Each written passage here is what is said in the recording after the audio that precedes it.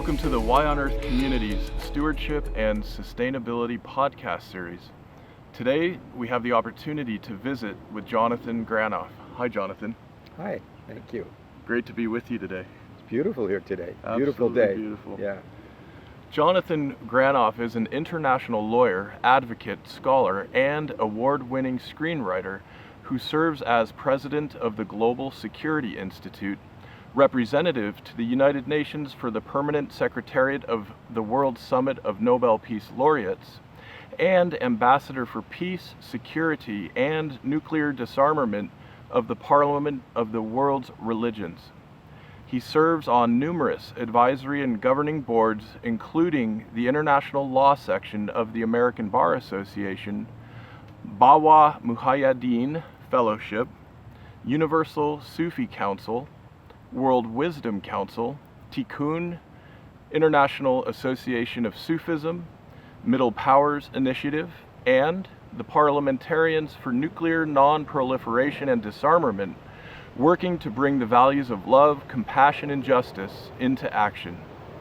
He is a fellow in the World Academy of Arts and Science and was nominated for the Nobel Peace Prize in 2014.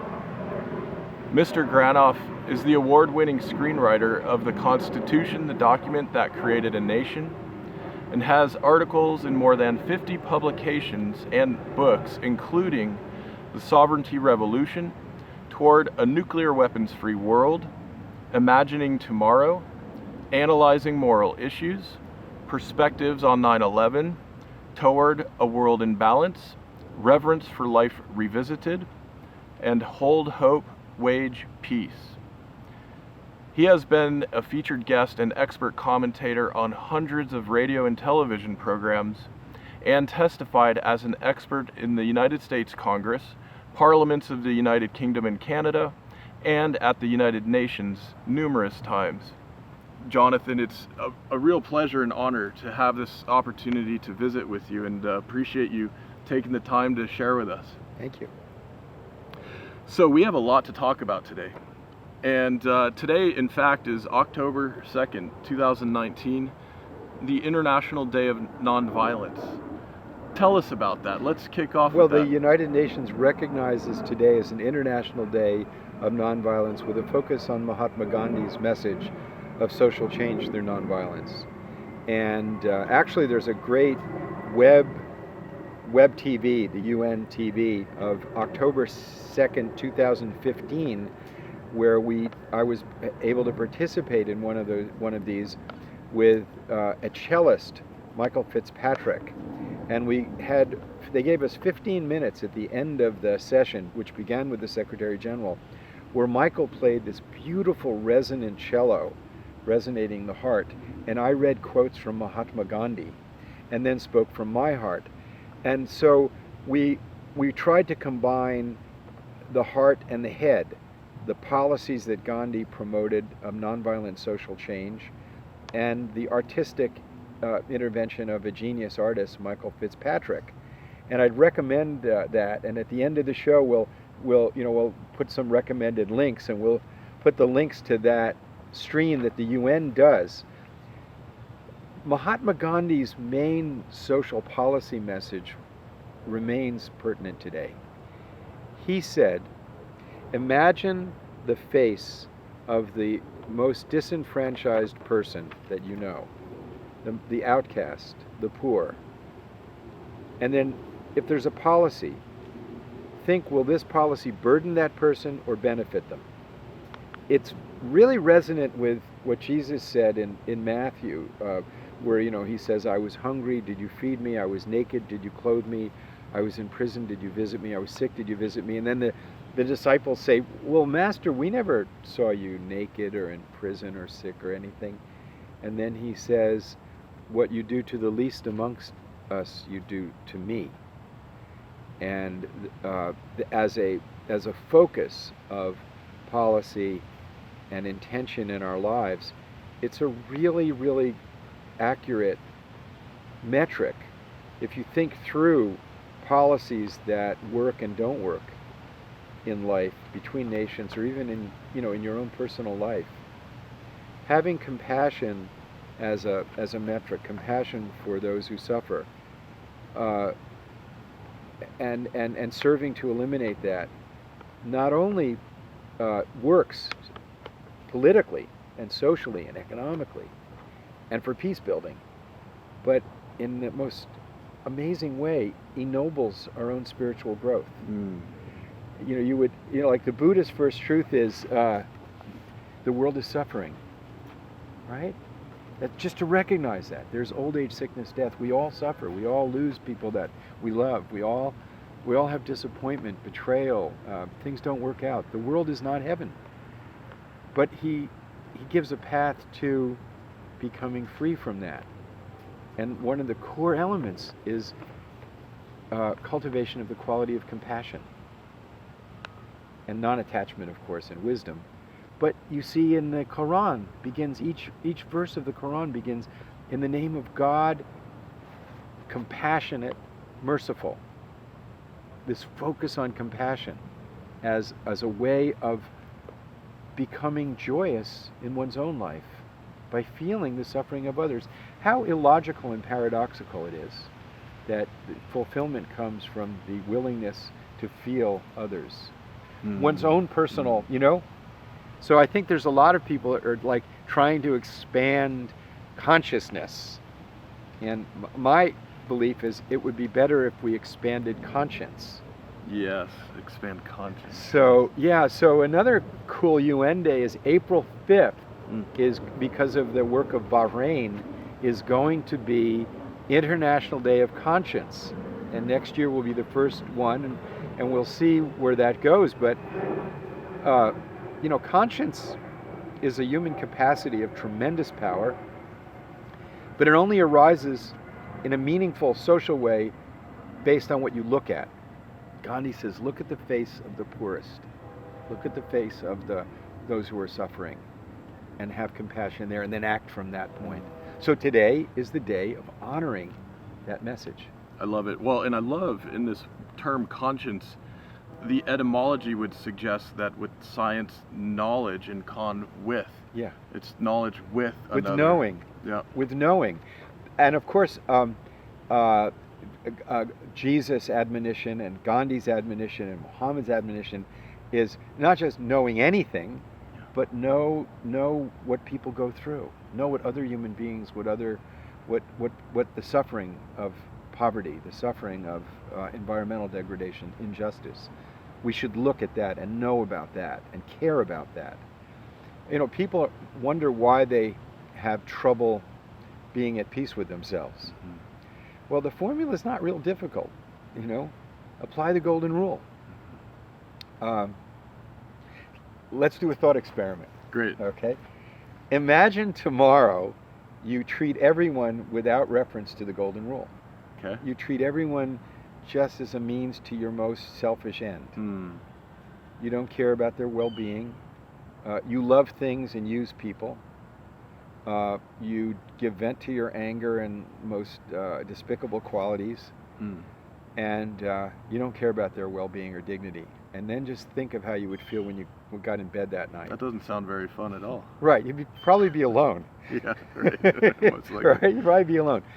Then, a thought experiment. Think the next day you treat everyone with the dignity that you're capable of, and the love you're capable of, and the dignity and love you want for yourself. And you treat everybody you meet as part of your family, and you just do your best for yourself and others, as you treat others as you would want to be treated. You apply the golden rule. And then think of how you would feel at the end of the day, the peace, the joy, the fulfillment. Now, when you think of how nations behave, because April 5th will be a UN Day, and nations don't have conscience, but there's ethical principles that arise from conscience. And the ethical principle that arises from conscience is the universality of the golden rule. Treat others as one wants to be treated. When nations treat other nations as they want to be treated, friendship, trading partners, and success is the result. When they don't, chaos, instability arise. So after World War I, the victors imposed tremendous burdens on the German people, and we reaped the whirlwind of Nazism.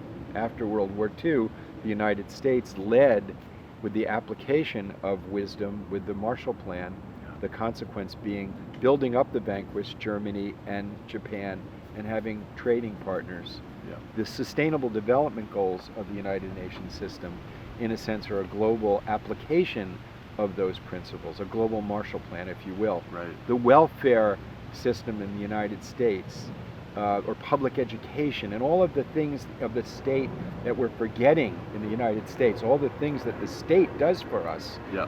or that's our state, that it expresses our values through the state, benefit everyone, the common good.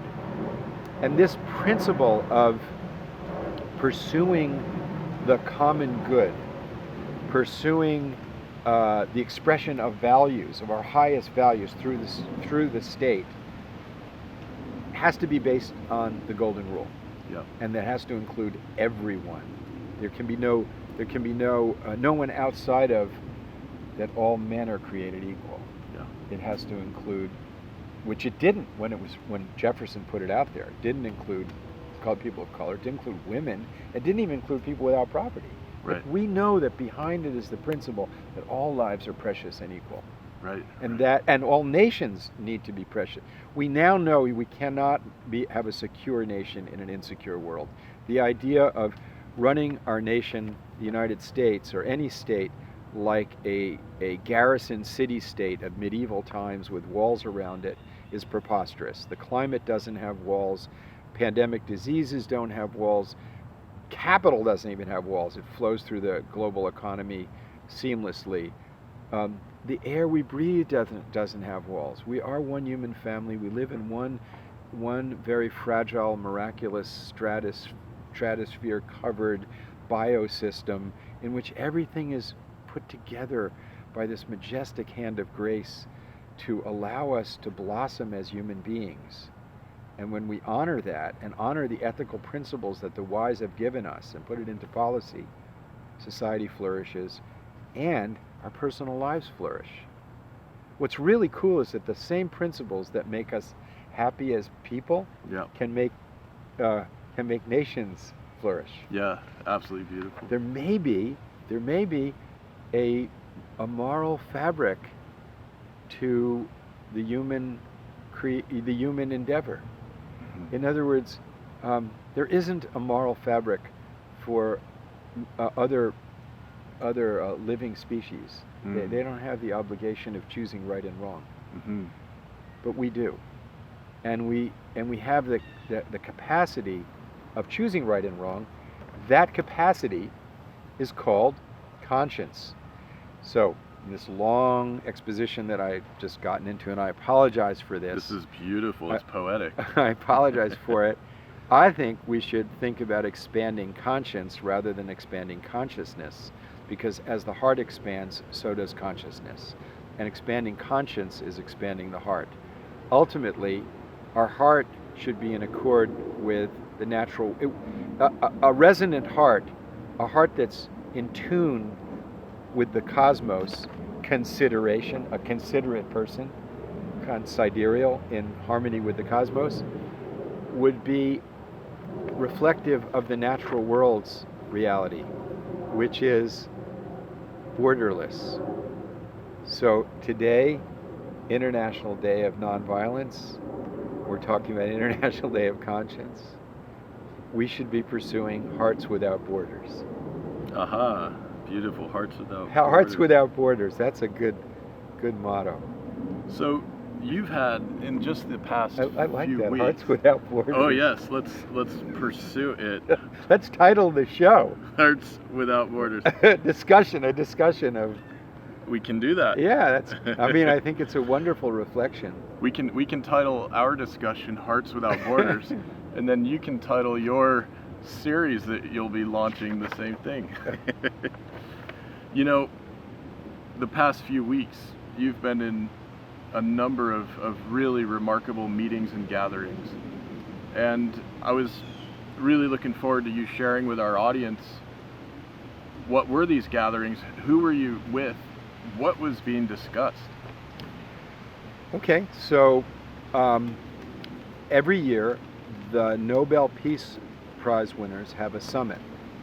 Last year, we met in Bogota, Colombia, to support the process of ending the civil war there. So we had about 25 Nobel Peace Laureates come. And this year we met in the Yucatan, and we had about 30 Nobel Peace Laureates. Yucatan in Mexico. In Mexico, yeah. Right. So some of the Nobel Peace Laureates that came were Frederick de Klerk, who won the Nobel Prize with Nelson Mandela for ending apartheid, Shirin Ebadi, the human rights lawyer from Iran, Tawakkol Karman, the courageous journalist from Yemen, President Santos from Colombia, who helped end the civil war there, Kailashji who won the Nobel Prize with Malala from India, who's addressed child slavery, the lawyers from Tunisia who helped with the Arab Spring and the transformation to a really functioning democracy, and that we don't hear much about because it's a success story in North Africa. Lema Gabowi, who ended the civil war in West Africa, and Jody Williams, who was so instrumental in addressing landmines and the distortions of militarization, and a strong advocate of gender equity, balance between male and female in policy, and others of a similar inspiring nature, and Nobel Peace Laureate organizations like Pugwash, which brought scientists together during the Cold War from the Soviet Union and the United States, is an unsung. Most of the public doesn't know about these organizations that won the Nobel Prize. I'll just come back to that one in a minute. Yep. International Peace Bureau, that's hundreds of peace organizations. Amnesty International, the International Red Cross, Human Rights Watch. And these are people and organizations that have applied the highest human values to critical issues of peace and won the Nobel Peace Prize for their efforts. Many of them were challenged. Their lives were challenged. They risked their lives to do these things, and they were successful. That's another interesting thing, is these are people with tremendous moral insight who were successful in their endeavors. So we met for 3 days there, and then produced a statement addressing most of the major critical issues of our time. Mikhail Gorbachev, his contribution was that we must immediately affirm what he and Ronald Reagan affirmed in Geneva in 1985: a nuclear war can never be won and therefore must never ever be fought. And immediately the commencement of negotiations amongst the nuclear weapon states to fulfill their legal obligation to negotiate the elimination of nuclear weapons, stop their spread, stop their modernization. This year's Nobel Peace Laureate recipients was the International Campaign to Abolish Nuclear Weapons, which worked to create a treaty prohibiting nuclear weapons. And their message is that the weapons are illegal, immoral, and of military uselessness. You can't use them. We now know the international positions for the prevention of nuclear war were there. They won the Nobel Prize in 1985. And their spokesperson, Ira Helfand, highlighted that if a mere 100 of them were to go off, say, an exchange in South Asia between India and Pakistan, it would throw at least 5 million tons of soot into the stratosphere and end agriculture as we know it on the planet, and civilization. So my thought is, we used to have mutually assured destruction. We now know that if one country used them first, we would have self-assured destruction. Sad. It's kind of like a group of, we used to have a bipolar world of the U.S. Now we have 9 countries with the weapons, and it's as if we have these characters sitting in the basement of our house, knee-deep in gasoline, holding matches, and saying, if we don't get what we want, if we feel too threatened, if our state feels too threatened, we're going to light the match, and then everything's over. So I'm the president of the Global Security Institute that was started by the vision of Senator Alan Cranston from California, who met Albert Einstein and was convinced from the late 1940s how important this issue is. And he had a couple of points. One point that he made was, if we get every other issue right and don't get this one right, it won't matter. Right. Number 2, nuclear weapons are unworthy of civilization. And number three, the need for global cooperation in the pursuit of security is not an option anymore. It's an imperative. Yeah. And it's not a diminution of our sovereignty to cooperate with the rest of the world. Right. It's an expression of our values, which sovereignty is a concept, is an application. The creation of the state is something we created. We need to infuse with sufficient power the international organizations necessary to get us to a nuclear weapons-free world. I'm pleased to say that from the time of Ronald Reagan's advocacy of this with Gorbachev, we've gone from over 60,000 to less than 15,000. So we know how to get rid of them. We know how to stop their growth. We know how to stop their modernization with stopping further testing, bring the test ban treaty into force. Don't produce any more nuclear-capable fissile material. Strengthen the safeguards regime. We know where they are. We know how to do it. The problem is the political will and the arrogant pursuit of power. Arrogant pursuit of power. Arrogance toward the natural world. Arrogance amongst ourselves is endemic in the human condition, and the wisdom of the founding fathers of the United States to create checks and balances on the pursuit of power is something that's so important at this moment. Precious. At this moment in America, Right. in which America, which has such a global impact, as we behave, others will so behave. Yes. And the idea of autocratic, arrogant application of power by a handful of people or by one person is simply unacceptable, irrational, and extremely hazardous and dangerous in today's world. And domestically in the United States, today, as we speak, we're facing a crisis in this, a serious crisis that I don't think the mainstream media or the social media has fully grasped how pivotal this moment is for the world. It's as if it's the big test thus far, perhaps hopefully the only big test to our Constitution and the balance of power that was established by the framers. We haven't had a test like this since the Civil War, in my opinion. Yeah. And the Civil War was, let's talk about America a little bit. The Civil War was essentially a battle between the assertion of maximum property rights, the right to own human beings, the claim that property is paramount to human rights, and then the minimum human right to be a citizen, which doesn't get resolved in law until the 1960s civil rights statutes. The states that lost, these red states that lost, they essentially argued for years that the Civil War was not about owning human beings. It was an issue of states' rights. But that's just the smokescreen. What they were really saying is it's states' rights in order to own people. This is a horrible proposition. And that was resolved in a war, which, huge bloodshed. Today, we have something even more fundamentally at stake. Not only the American system of checks and balances, the three co-equal branches of government, the legislative branch, which makes the laws that are to be executed by the executive branch, which doesn't make or interpret law. It executes what the Congress tells it to do. And thus, the executive branch in our system is accountable to the Congress. This executive is saying, we're not accountable to the Congress. We're not accountable to anyone. We're not accountable to anyone. We're not accountable to the international community. We're not accountable to God. We're not accountable to the Congress. We're accountable to popularity or tweets. It's degrading, it's immoral, and it's illegal. And the other portion of our government is the judiciary, which has the sole and exclusive duty of interpreting the law. And now we have the executive branch padding the judiciary with coming from a very small, extremely right-wing fanatic group, the Federalist Society, padding judges.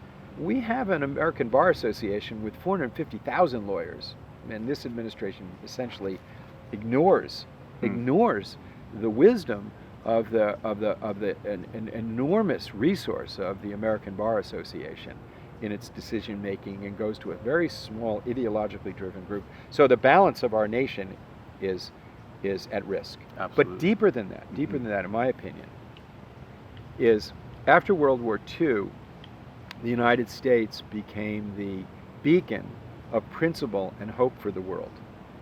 Now, people don't realize the value of vision if they look at a short-term, measurable, management by objective perspective in terms of policy. But when Thomas Jefferson put forward, we hold these truths to be self-evident, that all men are created equal, well, that's obviously hardly self-evident. You're tall, handsome, young. I'm young, overweight, and I'm not very young. I'm young at heart, but I'm not young. So are we equal? We're equal in the eyes of the Creator, and we're equal as human beings. Yep. But more importantly, this was an ought. Our vision should exceed our grasp. And this vision has been compelling to the world ever since he said it. Tyrants have fallen all over based on putting this vision before the people, or the vision of one man, one who rules everybody. And it has been the underlying vision of the moral compass of the world since the end of World War II, because the United States was so triumphant in it. And out of that has come the creation of at least 80 democracies that were colonized peoples, but more importantly, a set of principles that are at risk. And let me just list some of them. Yes. One is the sacred duty of those who govern to those whom they're governing to be honest, accountable, and transparent. Two is the importance of the rule of law, not the rule through law. In the rule through law, the state rules through the law. In the rule of law, the state is also subject to the law. And you don't have different tiers of law for different classes of people. The use of science as a framework for evaluating and discussing public policy, that there are objective truths that are distinguishable from myths and simply making stuff up. Three, the importance of global cooperation through treaties to control, curtail, and eliminate weapons of mass destruction. As an American, the Constitution makes treaties the supreme law of the land. We have a president now who talks about treaties as if they were deals. People don't grasp how dangerous this is, because it's not only distorting our relations with other nations, it's undermining our Constitution. We're the first nation created by a legal instrument, the Constitution. Another very important gift or leadership of the United States, the importance of the rule of law and constitutional democracy. The promotion of the fundamental values and freedoms embodied in the Universal Declaration of Human Rights, which is irreducible, indivisible, and inalienable. You can't sell your human rights, and they don't come from the state. They come from the inherent dignity of being a human being, that all human beings have these rights, including asylum seekers, including mothers from Central America, including everybody. These are a few of the principles that I think are at risk now, now that America has given up its global role of leadership and said we're not gonna care about the rest of the world. We're just about ourselves. And in this vacuum, you have 5 aspiring empires: Saudi Arabia, Iran, Turkey, China, and Russia, all of which are basically authoritarian in different guises: ideology, economics, or religion. And they don't adhere to these fundamental principles that are so important. And so it's not just the Republic of the United States at risk. You throw out science, you throw out values, throw out accountability, it's unlikely that we'll have a global order of sufficient quality and cooperation to protect the climate, to protect the phytoplankton which we breathe, which breathes us from the oceans, the rainforests, the topsoil, the water table, eliminate poverty, and get rid of nuclear weapons before they get rid of us. The level of global cooperation and leadership that's necessary could fall apart if we lose the United States. So that, to me, is what's at risk, Yep. and why everyone watching this should be demanding of all of our political leaders answers to three questions. Especially, I hope journalists are watching this. One, what are you doing to eliminate poverty? Yep. That's the moral imperative of our time, because it's the first time in human history you have the technological, social capacity to eliminate poverty. A mere pittance of our military budget could take care of it. Two, what are you doing to protect the climate and the natural world? We don't have a choice about that. It's imperative, because never before in human history has human endeavor impacted the natural world like it does now. We haven't had a climate this warm in 10,000 years. And number three, what are you doing to get rid of nuclear weapons? They need to be asked these questions. They're not. They're being asked questions that are not as pertinent. And I would urge that every journalist who watches this ask those questions. Beautiful.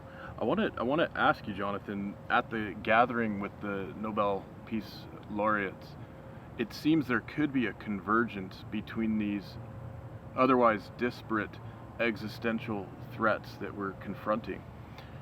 Are you seeing signs of hope, notwithstanding the incredible challenges we're facing, that the nuclear issue, the climate and environmental issue, and the governance and sound leadership issue, is there a convergence underway in the global community? Well, absolutely.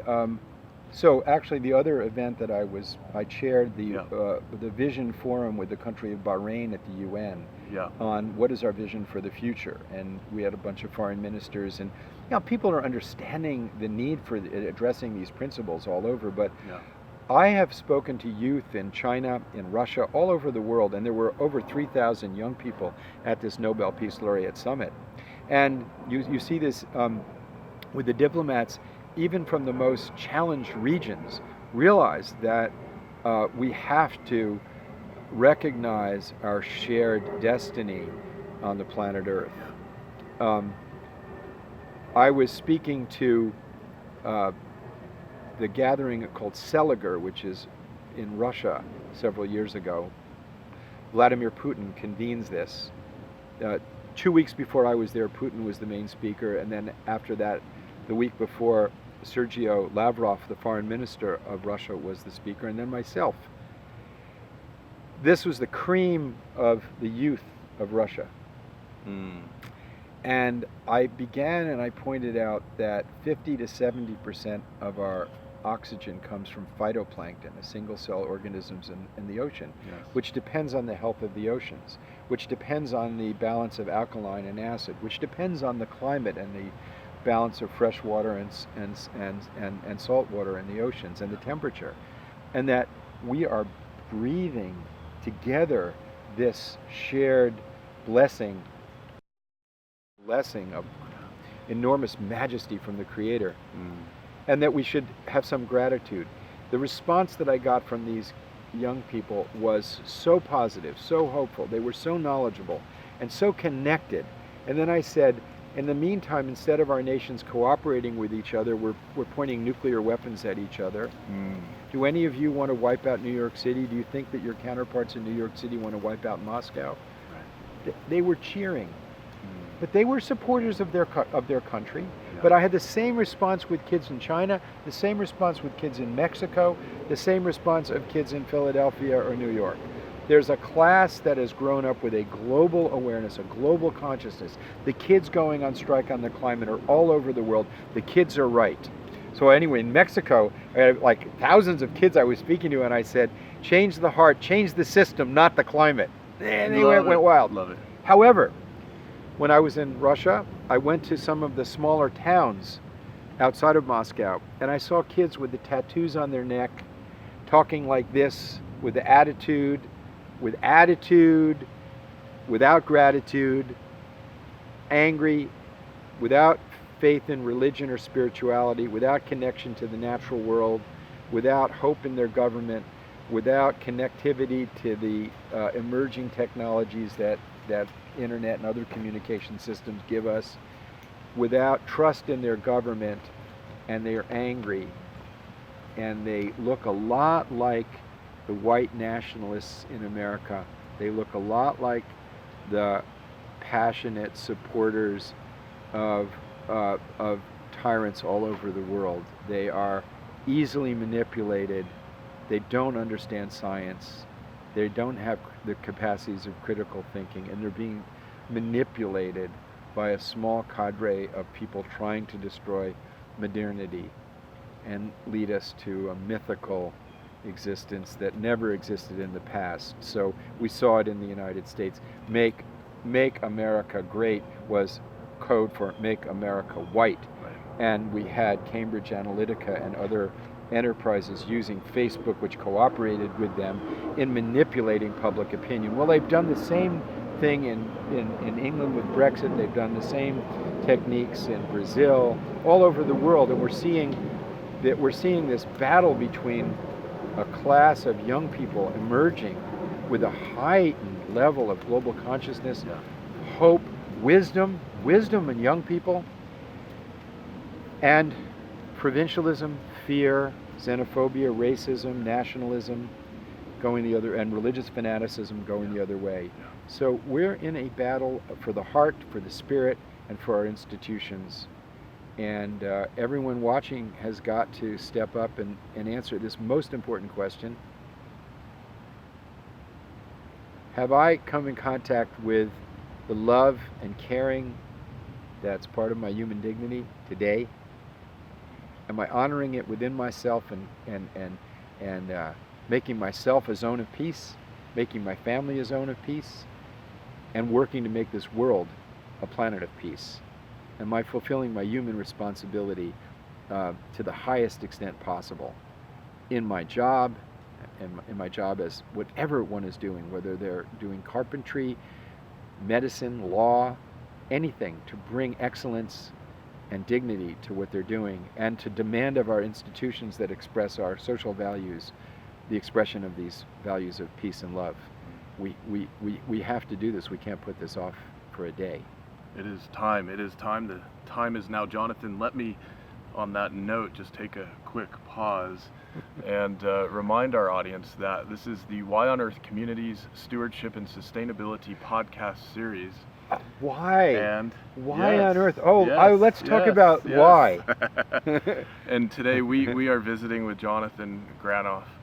And we're going to put in the show notes several resource links that you can explore. This includes the Nobel Peace Laureate Summit, the Global Security Institute, the Parliament of World Religions, the International Law Section of the American Bar Association, Move the Money, the Peace Pledge Project, and the United Nations TV video that Jonathan referenced that included him and Michael Fitzpatrick back in 2015. We'll include all that. I want to be sure to thank all of our sponsors for making this series possible and for making our community mobilization work throughout the country and internationally possible.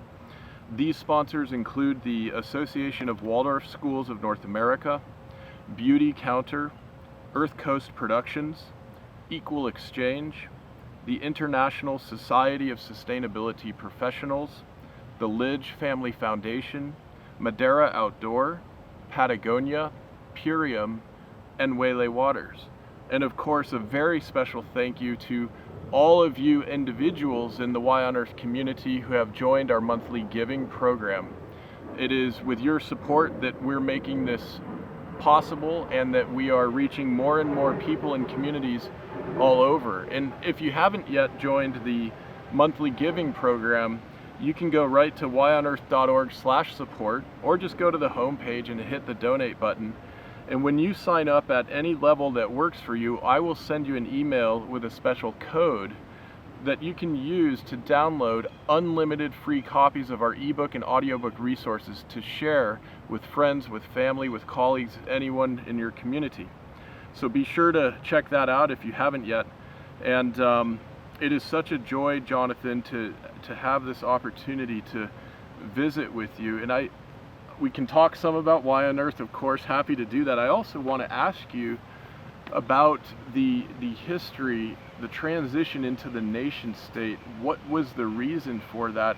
what lessons might we learn? Of course, many of us live in nation states, we all do basically, and we probably take for granted it wasn't always this way. Right. And it's something I think it's really important that we're aware of. Well, the modern state was a creation in the 17th century.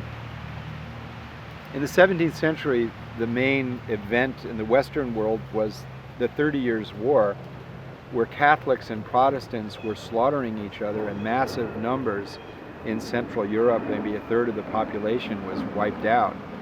And they were going to keep killing each other as around the issue of whose understanding of Jesus' love was better. And there were some wonks from the northern part of Europe. People learned in the law thought, well, the institutions that we have, the governing institutions, are unable to constrain these irrational passions. And they met in a place called Westphalia in 1640s and created the modern states, and through a bunch of treaties in which you had Protestant states and Catholic states, so you could separate the people who were fighting for their understanding of God's will. I think it was really their own will at issue, because God's will is moving from love of self to selfless love. And the modern state comes out of that discussion, that dialogue of unsung heroes, I believe. Now, they wouldn't have been able to do this if a technological innovation hadn't also occurred around that time. 100 years before then, when the world was, that part of the world was the Holy Roman Empire and city-states, the feudal society as we knew it. If you were in Lyon, you didn't speak pretty much the same language as somebody in Normandy or Paris. Or if you were in Naples, you didn't speak the same language as somebody in Rome. But in between this period, this guy Gutenberg came up with a printing press that created a coherent language and grammar. So you had a similar language, a local language, not Latin, which is the language of the Holy Roman Empire, in Germany, a German, an Italian, a French, and you could create a national identity around using language. So the technological innovation of the printing press was really important in creating the identity of the modern state.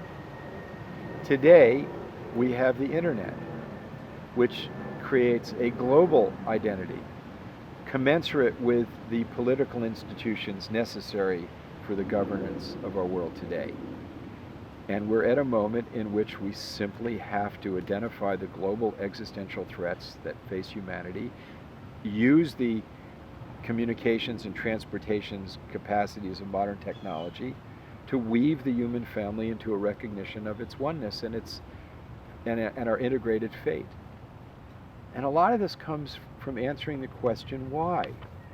And I want to put a link on this also to when, at the millennium, the government of India produced a book called Imagining Tomorrow.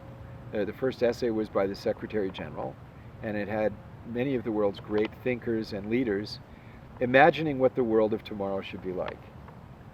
And I was privileged. They asked me to write an essay on international law, which is basically my expertise, international law and security. And every time I sat down to write it, it was like, well, everybody knows you need the rule of law for security. And I didn't think there was anything new or insightful that I could say. So I prayed, and what came to my heart was I should write the highest truth that I can understand. And I did, and I wrote an essay called The Forgotten Why. And I thought to myself, we have forgotten the why of things. Yes. And the consequences, we've become very preoccupied with technique or how. Yes. The consequence being a financial system not rooted in goods and services, not in harmony with the natural world, but a financial system preoccupied with the amassing of capital, which is the how of lubricating economics, but not the why. A medical system addressing symptoms, not healing. Modern art, largely about art, not about beauty and inspiration. Religions, without love and transcendence, preoccupied with rites, rituals, practices, and dogmas. Philosophy, modern philosophy, is largely taught as the technique of philosophy. Law is so preoccupied. I practiced law for several decades in the commercial world, so I saw how so much of the law is preoccupied with procedure rather than its main purpose, which is justice. And the pursuit of security through weaponry, ironically, the more which we perfect, the less security we obtain. Nuclear weapons being the most burlesque example of that. And we've just pledged $1.7 trillion to modernize the U.S. arsenal, and others are following suit. So we're entering into a horrible arms race. Because they believe that this how will bring greater why of security, but it's wrong. Security is not going to be obtained by more weaponry, economic harmony with the natural world by more capital, human health by isolating symptoms from causes, religions failing to expand loving kindness and compassion, and preoccupied with the definitions of theology and differences of identity and rituals. So I wrote The Forgotten Why. And I thought to myself, well, how to express the why of the human endeavor? And I think for me, it's really inarticulable. It's mysterious. It's so profound. I mean, just the basic consciousness of being human is so magnificent and mysterious. Let me give an example. There's something inside of our hand that touches, but you can't touch it. Like if we cut open your hand or my hand, we won't see the thing that touches, will we? There's something inside of our eyes. There's a light in your eyes, and a light in your eyes, and a light in my eyes that sees, but you can't see that. You can't see the thing that's seeing. There's a thing inside of us that knows. And where is that? In other words, if we cut Aaron open, will we see that thing in you that knows? No. We're right? It's so, the most intimate part of our being, our knowing, our awareness, is mysterious and wondrous and humbling if you look into that. Indeed. It's humbling if you look into that. So I think very much part of the wise since time immemorial have said that there's this deep relationship between the pursuit of kindness and compassion and patience and the pursuit of virtue and the kind of knowledge that reveals the inner self. And it's not necessarily accessible to the intellect, but it is accessible to the heart. And I'm on the board of advisors of the Jane Goodall Institute. I commend anyone to look at some of the dialogues that Jane and I have had together on the internet. And Dr. Goodall, who's an inspiration to me, said that the distance that modern man has to travel is from the mind to the heart. Yep. And a great Sufi master with whom I studied, Bawa Muhaiyaddeen, said that the key to modernity's success or failure will be, are we capable of separating from ourselves that which separates us from others? So on one level, it's our race, religion, gender, etc. that separates us, and our common humanity brings us together. But on another level, it's anger, falsehood, jealousy, all forms of selfishness that affirm the illusion of separation that separate us. And what brings us together is love, compassion, patience, tolerance. Brings us together not only with each other, but with our own self. Yeah. So I think part of the why is discovering our own humanity, is discovering the mysterious power that gives us breath and life, that we cannot neglect honoring the sacred in our lives. That's not something the state can do. It's not something in politics. It's something independent of all conditions, in all circumstances, in all conditions. we have an obligation to honor the sacred gift of life, this temporary journey that we share together.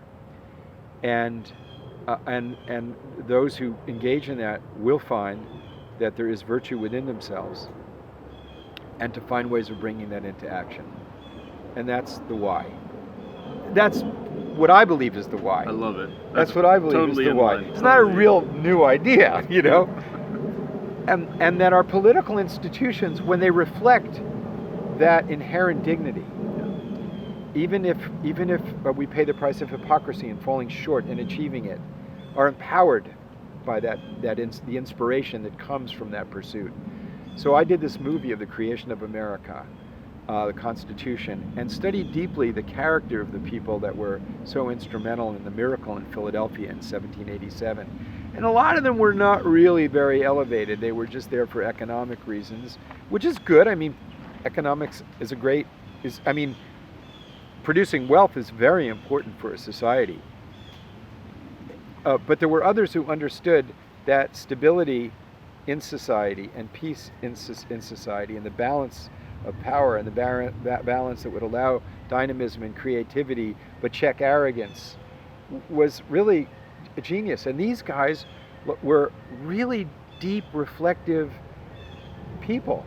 I mean, Benjamin Franklin was a deep guy. I mean, he wasn't a saint, he wasn't perfect, but he was concerned with developing his character. Seriously, he even went so far as to develop a system of evaluating character development, where he graded himself. Yeah.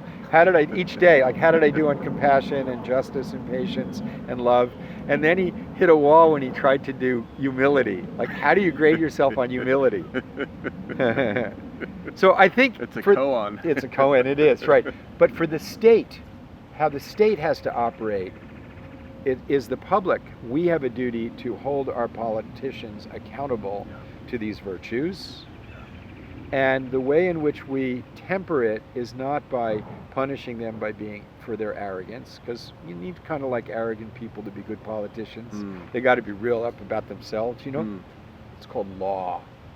And checks and balances and the rule of law, in which our political leaders have to be accountable to the law. And if we throw that away and allow political leaders to operate above the law and game the law and degrade the law and degrade the institutions of law, we are facing tyranny and chaos and destruction. The law, in a way, is a externalization of conscience when it is fulfilling the principles of justice. So the forgotten why, I'm going to put a link to that. Great. Yeah, we will add that.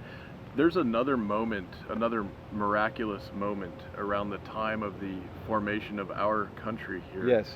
Which is Washington refusing to essentially become a king. Yes, very important. And what he's doing in that moment is saying, no, this is about the law. This is about the institution. This is not about me as an individual rising to a position of omnipotence or whatever the equivalent might be. Right. I think he realized his mortality, and he realized his own limitations, and he saw the benefit of making the citizens run the country. And so when he left, he was very proud to become a citizen. Now, this principle of service, I mean, Willem de Klerk, who was a really courageous man, risked his life to end apartheid in Mexico at the summit of the Nobel Laureates, said, politics is a calling, but not just a profession. So we had a discussion about it, and I suggested that politics is a calling, the currency being the pursuit of the common good, not the pursuit of self-aggrandizing identity and power. And George Washington was an example of that. But we have even bigger examples of that. There's examples of the Prophet Muhammad being offered to be the king and leader of the world, or being a servant of compassion and love and patience and kindness. And he decides that he would rather be the servant of the qualities of God. People in the West don't understand that's normative Islam. It's not Wahhabism that's coming out of Saudi Arabia or the Ayatollahism in Iran. But so that That's why over 1 billion people are attracted to this faith, because its core leader doesn't say that he's a god, he says he's a servant of compassion. The Buddha calls us to be servants of compassion. And in the instance when Jesus is in the wilderness and given the choice of ruling the world, and what is it with Satan, right? Yeah. What does he do? He says, get behind me. Yeah. This ego, the ego, I'll rule the world. No. And what does he do? He says, I'll give my life for love. Or Socrates. Socrates is offered his freedom, knowing that the state of Athens has wrongfully convicted him of challenging, of destroying the state, right? It's a wrongful conviction. A trial is a fix. And he said, but I'll drink the hemlock because the law is so important for the community. And he gives up his personal life for the benefit of others. And you and I today are the beneficiaries of what these people have done. And in every instance, whether I don't like to put Washington together with, at the same level of Jesus, but the principle is what Jesus would say is important. The principle, God's principle of love for others and compassion, those qualities, if you find anybody trying to imbibe those qualities, they will have humility. Because it's not easy. It's not easy to be loving and kind, because it involves also patience, and we seem to want everything now. It involves humility, which is not very, we don't have a lot of teaching of humility in our school system, right? Always got to be first, and we're the winners. Humility involves humility. It involves reflection and patience. We want immediate gratification in our culture. It's very yin. It's very yin, thinking in terms of yin and yang. Yes, yeah, There's a balance. There's a softness to it. It's not about always charging ahead full steam. There's a certain trust. Right. There's a trust that we belong in this world. It's not fallen. It's not a mistake. And that we can tune into it, and that there are principles of morality and justice that can be applied in the affairs of human beings. And that is what's at stake at this moment. Yeah. It's our very preciousness of our humanity is being debated.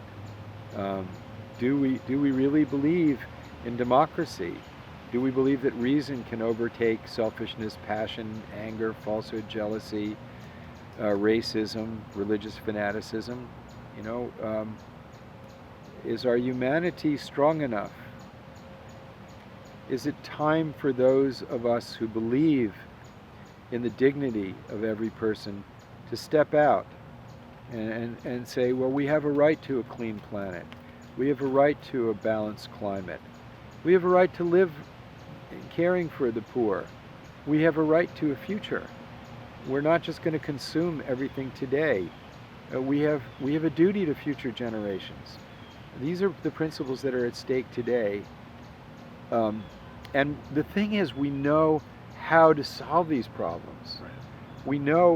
I know you're an expert in regenerative agriculture, that if we would do agriculture correctly, we could solve an enormous amount of the climate problem. Other people are experts in diet.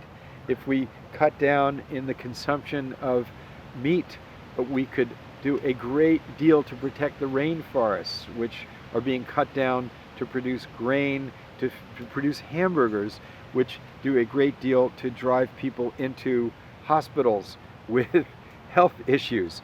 That there are cycles of virtue that when you take one step in a good way, in a beautiful way, many other things happen. I have great respect for the wisdom of our traditions. And I'm a conservative in many ways. I think that when the government of any country breaks its accountability to the people and is not transparent and accountable, I join with the conservatives who say, well, I don't trust the government. Well, of course I don't trust the government, and I don't trust any governments. That's why Ronald Reagan was right. Trust but verify. Well, you can't verify without accountability and transparency. And that's built into the American system of justice, that the president is no higher than the homeless person in the eyes of the law. And when we start treating the president as somehow like a king, then what did we fight the American Revolution for? Why did we, and if we have distinctions of race, what did we fight against Nazism about? I mean, what have we spent blood and treasure as Americans for? But more importantly, what is it to be human in this moment in history? Jonathan, it's been an absolute delight and an honor to have this opportunity to visit with you today. And we're in no rush to wrap up. I'm just curious if you might have any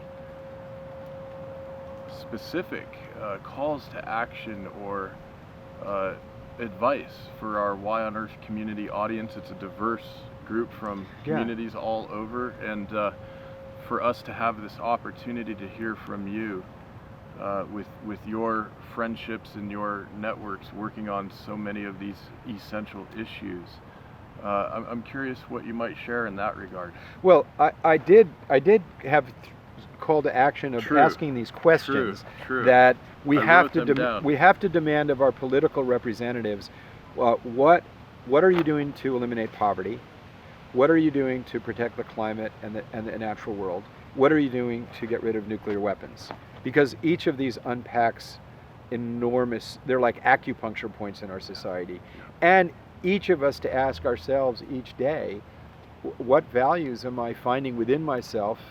What are my most beautiful qualities within myself that makes me human, that makes me fulfilled?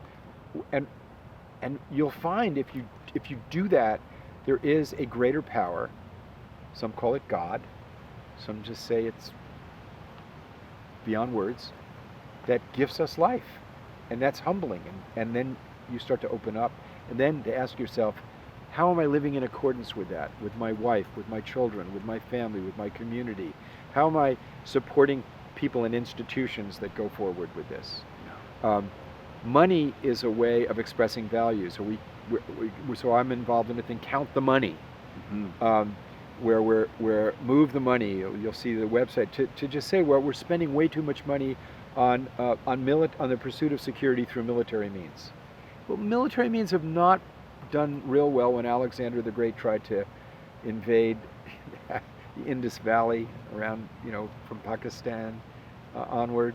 It didn't do real well when the Soviet Union invaded Afghanistan, or when we invaded Afghanistan, or Vietnam, or Kashmir, or the Middle East, or Chechnya.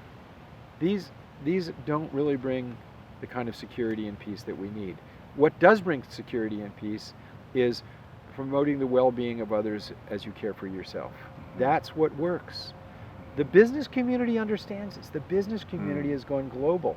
The business community has a legal regime through arbitration where contracts are honored globally. We know how to govern ourselves. But the disproportionate power of a few right now, a few, is distorting our public dialogue. But we're not accountable for them, and we're only here for a short time. We are each accountable for ourselves. So the fourth question that we all have to ask ourselves is, what are the deepest values that we have, and how am I bringing them as best as I can into action? Now, and to really do our best to bring the qualities of loving kindness and compassion into action. Yes. Love it. Well, and I love how Socrates created an axiom that wisdom necessarily leads to action. Yes, but he said that it's difficult to pursue wisdom. So he said you can't really pursue gnosis or wisdom, but you can pursue virtue. So he defined virtue, of course, as caring for others and these perennial qualities. And when our nation pursues these qualities by taking care of children, by having education, by having health care, when any nation does that, it blossoms. I mean, look at Sweden, for example. Sweden recognized before other countries the impact of technology on the natural world. So they established what they call the Precautionary Principle, Right. which means that if you're going to put a chemical or something like that into the environment, you have to show that it will do no harm. The American Chamber of Commerce said, oh, this will wreck the economy of this country. On the contrary, their economy has boomed. We don't have that principle in our laws in the United Right. States, and we should. And so one of the things that our public institutions have to do now is recognize that our economic order is based on the premise of infinite expansion. The natural world doesn't work that way. 300 years ago, there was no garbage. We're producing more garbage than we can get rid of. We're turning the planet into as if it were a resource and not a living system of which we are a part. And it's simply not accurate. Our accounting, for example, doesn't take into, or our general accounting principles in our institutions doesn't take into account the pollution of water, air, and earth. These are realities that are considered externalities that are simply passed on, the cost of which to future generations. Our accounting should account for the use of these resources. But behind all of this is and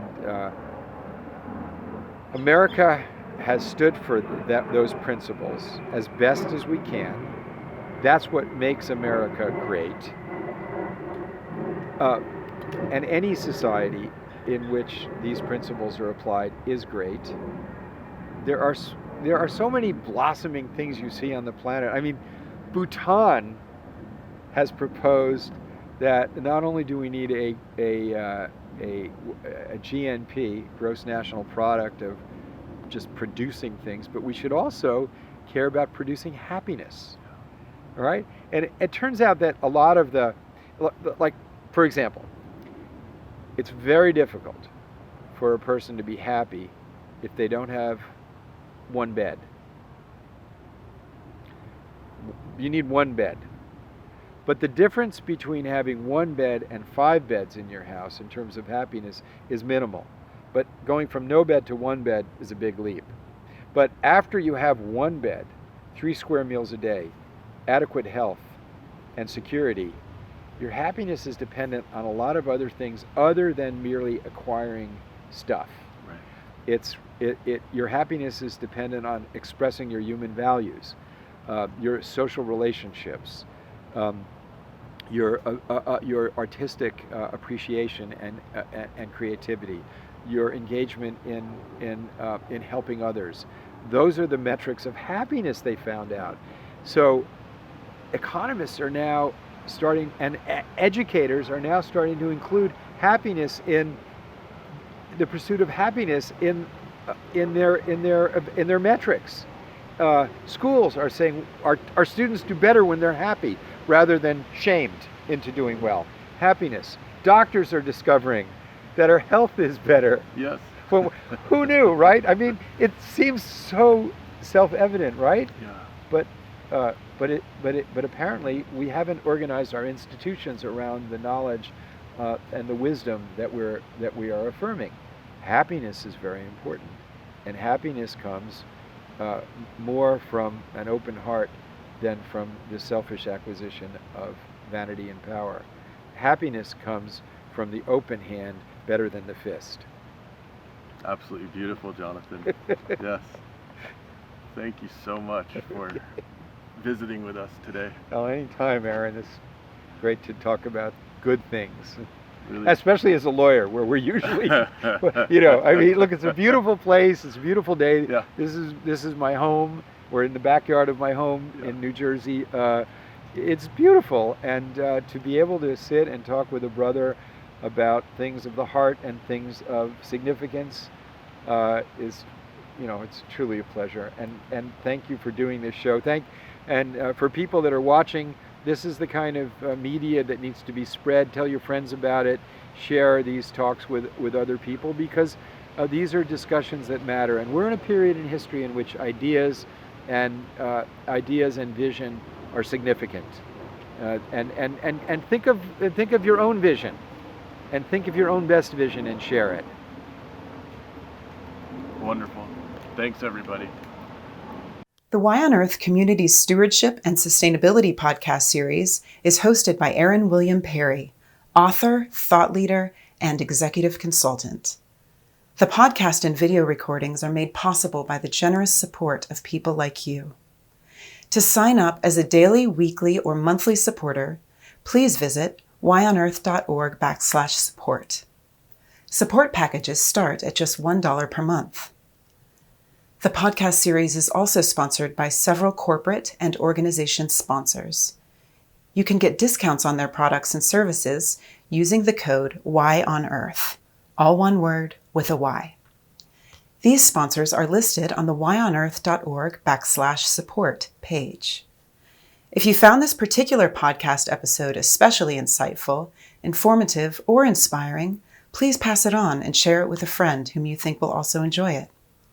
Thank you for tuning in. Thank you for your support. And thank you for being a part of the Why on Earth community.